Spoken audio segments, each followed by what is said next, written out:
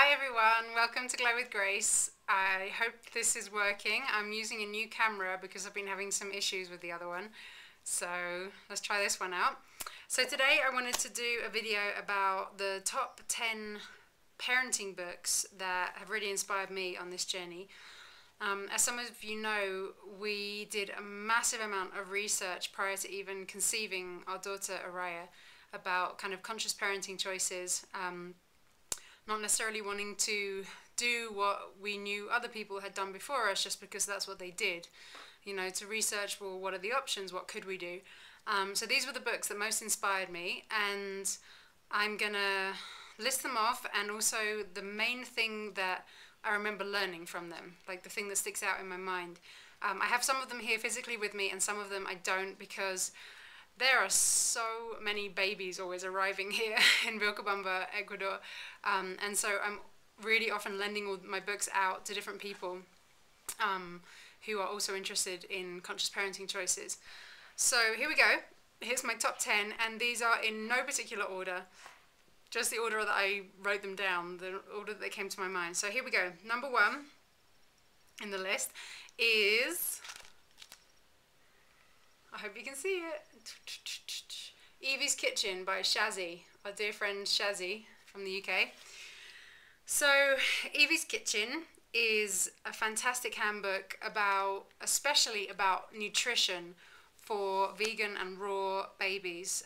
We are a raw food family, so we're raising Araya totally raw at this point. You know, we'll see what choices she makes as she grows up, but it's our intention to feed her totally raw. And this book just has it's beautiful for a start. I hope you can see it. It's like full color throughout, and it has so much incredible information about the nutrients required for healthily raising a raw vegan baby, or a vegan baby, or just any child actually for that matter. And it has a ton of really healthy recipes in the back, beautiful photography all the way out, and lots of other information besides about breastfeeding, natural health care, co-sleeping, baby wearing, all that kind of stuff. So it's a great book, Eevees Kitchen. Next up, I don't have it here, and I can't remember the author's name actually right now, but it's called Mama Zen, and it's by Karen something. I think her surname begins with M, and that was an amazing book to me. Mama Zen, she is a Buddhist monk, Karen, the author, and it's basically her telling her story of how she was like 40, I think, when she had her daughter, and she came from this background of being a Buddhist monk, and suddenly she had a baby, and her entire world was turned upside down, and I just found it really funny, really enlightening, inspiring. And the one part that sticks out the most to me from that book, the thing that I recall the most, there was this one paragraph where she said, she was talking about newborns and the reality of life for a newborn compared to the parents or the caregivers. And I don't have it here, so I can't quote it directly, but it was something like this. In the house of the newborn, there are no walls. No windows, no doors, no floors, no furniture. We bring our babies home and the roof caves in. I still get chills when I think of that paragraph. You know, we had a home birth, so it wasn't about bringing her home and the roof caving in. She was already here. But I just find so much resonance in that passage of the absolute shock that having a newborn can bring into the lives of modern people.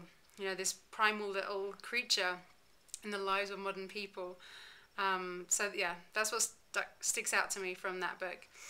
The next one, oh, kind of related. This one is What Mothers Do by Naomi Stadlen. This is a British book as well. We're on all the British ones for some reason. This one, I just love it, and I feel like it's one that's not actually very well known at this point. And I remember seeing this years ago and thinking, what is that all about? You know, it's called What Mothers Do, Especially When It Looks Like Nothing. And at that point, I was, you know, years off beginning my mothering journey, and I had no idea what mothers do, as I think most people don't, unless you are actually a mother. And so I was really curious, and I started to read this, and the thing that sticks out to me most from this book, in my memory, is Naomi interviewed a lot of women over her lifetime. She had lots of different mother and baby groups and all that kind of stuff. And the one thing that women would always say when she asked them what they felt when they had their first child and, you know, saw this newborn in their hands, she would ask them, what did you feel? The one thing that came up over and over and over and over again was shock. So like I was just saying for the book before, the Mama Zen book, that feeling of, whoa, you know, the roof caving in, this primal baby in the modern world. Yeah, that's what Naomi said was the one thing that came up over and over again, shock. And at the point when I read that years ago, I was like, wow, why? You know, like, I couldn't relate to it at all. But now I can really relate to it. Now I'm actually a parent.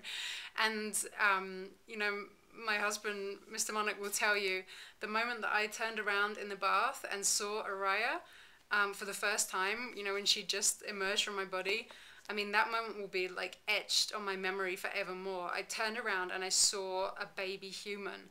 You know, obviously I'd been pregnant for almost 9 months. She came a bit early, but, you know, I knew that the inevitable result of that was likely to be a human baby, but actually seeing that in front of you, like a screaming, floppy, wailing little human who you're suddenly 100% responsible for, was just paradigm changing. So I thought that was a great book, very eye-opening. The next one is Spiritual Midwifery, which I also don't have here because someone else is borrowing it, by Ina May Gaskin. Really old classic in this field, Spiritual Midwifery. This was one of the first ones that I started to dive into when I was researching all of this stuff. Massive book, tons of really useful information. I mean, Ina May Gaskin is just, you know, a legendary midwife in this field. There's a lot of stories in there. She was the main midwife at the farm community in Tennessee, intentional community. And lots of amazing stories about how they knew nothing about midwifery, and then a load of them were pregnant, they started having babies, they had to just learn. And yeah, incredible track record of natural births, home births, and all these stories in there to learn from. And then the kind of second half of the book is a lot of very technical kind of information about how to do midwifery for yourself, pretty much, kind of like in your home. So some of that is pretty intense, you know, it's all the things about like what to do if the cord's around the neck, what to do if there's breech, what to do with twins, what to, you know, all these different situations. So yeah, it's kind of heavy stuff, but what I did personally was I went through that whole section and took notes on all the things that felt the most pertinent. And my intention was to make that into posters and put it up on the wall next to the bath where we intended to be birthing. I actually didn't get to even make those posters because Araya came earlier than we thought she would. So yeah, we were really blessed that we didn't need any of that information actually. I think that's a really great book though, if you have concerns, you know, knowing what to do about all of those things and you want to do something like that as well, you know, have that information nearby. Spiritual Midwifery is phenomenal for that. Next up, Unassisted Childbirth by Laura Kaplan-Shanley. Fabulous book. Most of you watching this probably know we had an unassisted childbirth. Mr. Monarch and I were the only people there present to receive Araya into the world. No doctors, midwives, doulas, anyone. And this book was probably our biggest inspiration for that. Laura Shanley had, I think, 5 unassisted births in her life, and this book is just, you know, her stories and super inspiring information about, you know, how all other animals in the world basically birth unassisted. You know, they just do their own thing, and how kind of messed up our own system has become, and how, you know, the kind of hospital births, interventions, C-sections, emergency, blah, blah, blah, blah, blah, that whole kind of picture that has been created, and how we can claim our power back as women and do unassisted births if that's what we choose and it works out for us and all that kind of stuff. So that's what we wanted to do, and it worked out really great for us, and this book was super inspiring along those lines. She's like a big hero for us, Laura Shanley. Next up is Raising Our Children, Raising Ourselves by Naomi Alder. Oh, this book's just amazing. Some friends here in Vilcabamba recommended this book, some of the other mamas here, and I totally get why. It's just a phenomenal book about communication with children, pretty much. The main thing that I take from this is the idea of doing your best to treat a child, children around you, as if they were like a kind of guest of honor in your house. So an example that sticks out from this book for me is the story of a man who hears a crash and walks into the living room to find that his daughter has accidentally knocked over a prize vase in their family, and the vase has like broken everywhere, and she's like really scared. And rather than going into a whole kind of spiel about, oh my god, you broke the vase and now blah, blah, blah, that was our favorite thing, he takes a deep breath and he says, wow, I'm sad to see that. We really love that vase. Shall we clean it up together? And the girl kind of visibly kind of is relieved, and they get, you know, a broom and whatever and clean it up together. So imagine that was, you know, a guest of honor in your house who had accidentally broken a vase. That's quite likely how you'd react, right? Rather than going into like blaming or, you know, victim or whatever. It's quite possible that you might react in that kind of way. So I felt like that example really stayed in my head. It's, you know, it feels like a lot of kind of nonviolent communication kind of energy in this work, and just so much of her own stuff as well. Naomi Alder, I think, is just a phenomenon. You can watch videos of her on YouTube as well. And actually, quite a lot of these authors we interviewed on the Conscious Parenting Summit that we did earlier this year. You can go to consciousparentingsummit.com, and we did interviews with, I think it was like 20 leading authors in this field, audio interviews and some video interviews as well, and you can go and connect to all of that. Naomi was one of the speakers, so was Shazzy, so was Laura Shanley, and so were some more in this pile. So you might really enjoy that if you're into these kind of things. Okay, what next? The Wise Woman Herbal for the Childbearing Year by Susan Weed. Again, I don't have it here. Susan Weed is a really well-known herbalist. She is in New York State, and she has some really amazing books on like really down-to-earth, easy to follow, simple guidance for using herbs at different stages, especially of women's lives. So Wise Woman Herbal for the Childbearing Year, I just found it so accessible. I have a few different books on herbalism related to kind of pregnancy and childbirth and stuff, and that was the one that was just so easy for me to just open. Okay, I need to look on the part on colic or something, or I want to look at the part on what to do with like the placenta, or, you know, whatever. Like there's just all these different sections, and everything's really easy to understand. And I used that as my main reference to order a ton of herbs from mountainroseherbs.com in preparation for everything. So I was drinking herbs all through pregnancy. We had some stuff at the birth. Oh, let me remember the name. Shepherd's Purse tincture, I feel, was key at our birth. It really helps to clamp down excess bleeding after the baby has come.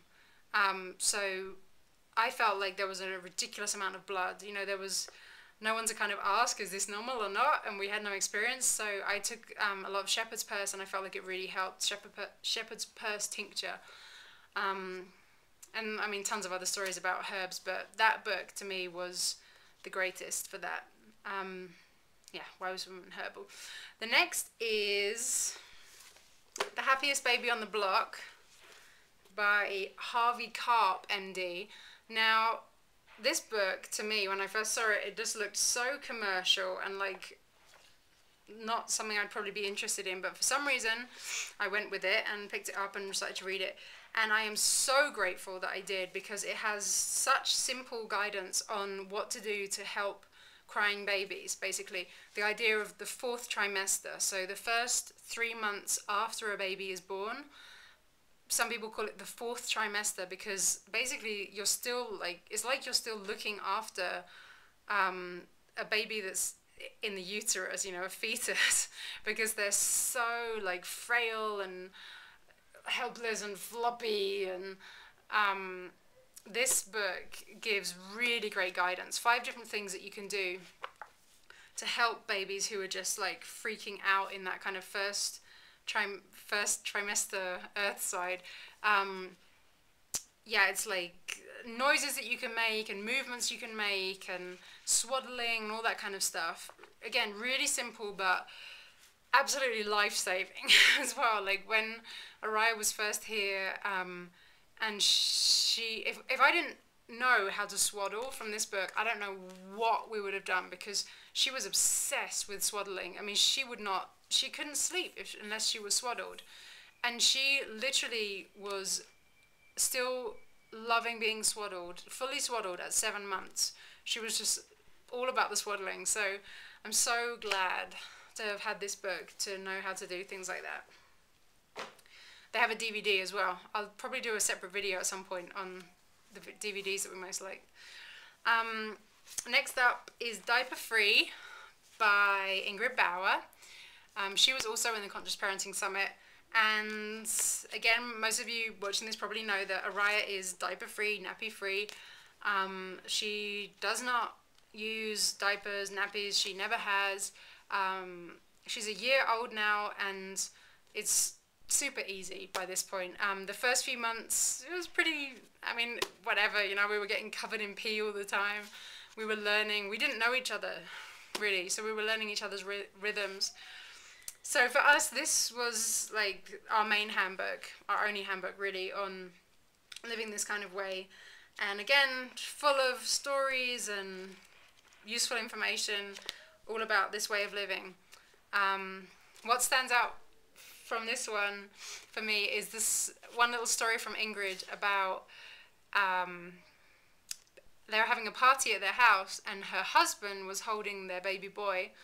And her husband and the boy were like across the garden, and she suddenly had the feeling that the baby needed to pee, and she suddenly turned around and shouted across the garden, "Hey, he needs to pee now!"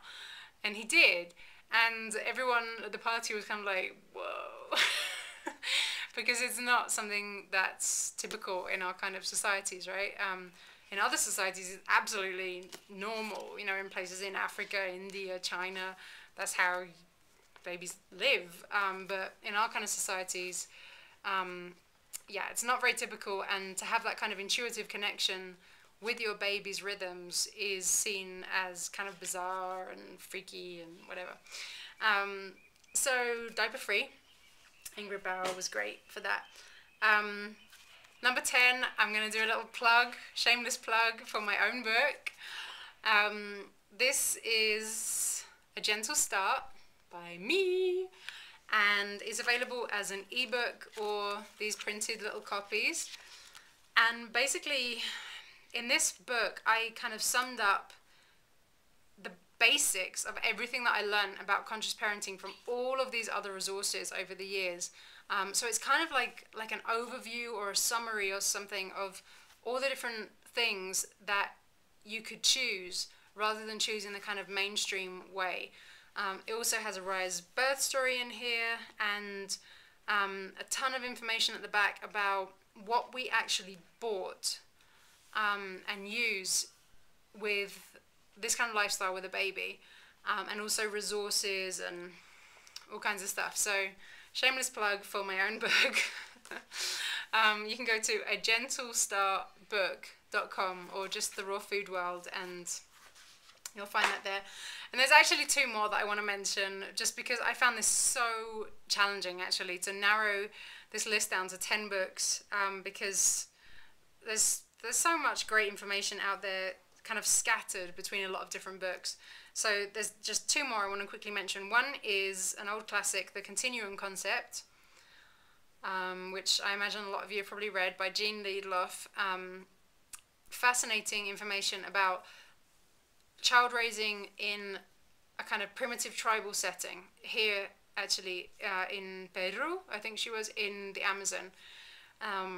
So the main thing that kind of people associate with that book is baby wearing, the in-arms phase. So for the first year of a child's life, the idea of carrying them as much as possible. So they're always like in somebody's arms, especially those first months, you know, because they're so vulnerable, they're so new to everything.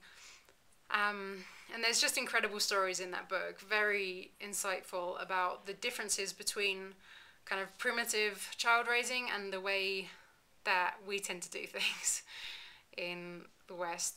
And the other one I wanted to mention was After the Baby's Birth by Robin Lim, who is another one of our absolute heroes. I'm sure a lot of you know her. Robin Lim is an incredible midwife in Bali who runs the Bumi Sehat Birthing Center, just doing amazing work, helping save women's lives, encourage breastfeeding, save babies' lives.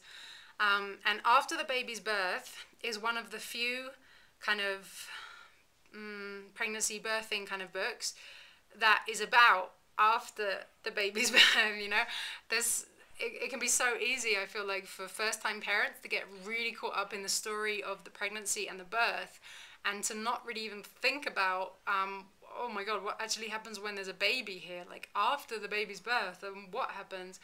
So that one was great for that, and Robin Lim just has so much amazing information, so much experience. So I'd recommend that one as well. And you know, most of these books that I just mentioned, yeah, most of them are kind of about like the kind of pregnancy, birthing, early stages. And I imagine as we move along, Araya's only a year and a few weeks right now, I imagine as we move along, we'll probably have another list at some point of other books. I mean, there's already other ones that I could talk about, you know, things about unschooling and whatever. But I imagine we'll have another list to share. So for now, I hope that was helpful. And if you guys want to leave anything in the comments about other books along this kind of theme that really spoke to you, or things from these books that I didn't mention that really spoke to you, I'd love to see your comments. So thank you everyone for being here, and bless you.